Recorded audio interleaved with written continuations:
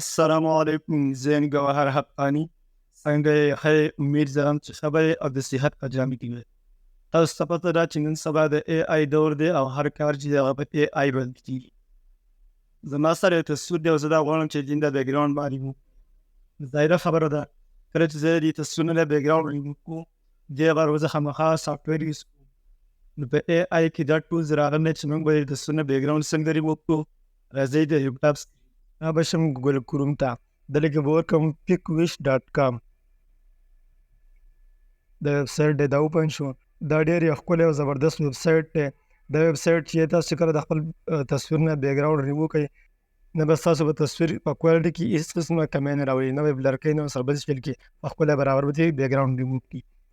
را به شم دلته کې به دې ریموو بیکګراوند باندې به کلیک کړم.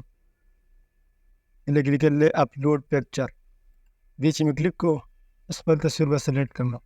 لږ زه راغلم ما دا یو تصویر دی دې مې کلیک کړو دا مې اوپن کړو. لږ ساعت صبر ورته وکړئ. دا اوس تاسو د تصویر نه هغه بیکګراوند ریموو د تصویر نه هغه بیکګراوند ریموو شو. تاسو یې کتلی شئ ښکلی زبردست او ښه برابر تصویر دی. په کوالټي کې هېڅ قسمه کمی نه دی راغلی. دې باندې تاسو کلیک کړئ ستاسو تصویر باید ډاونلوډ شي. صحیح شو. اوس به یو پراډکټ غواړم چې د هغه نه بیکګراوند څنګه ریموو کړو. دې ری اپلوډ به کلیک کړم.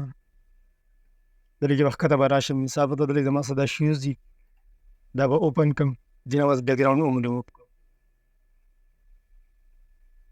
دې د پراډکټ نیم هغه بیکګراوند ریموو کړو. تاسو لیدلی شئ ښکلی برابر او په ایچ ډي کوالټي کې دی.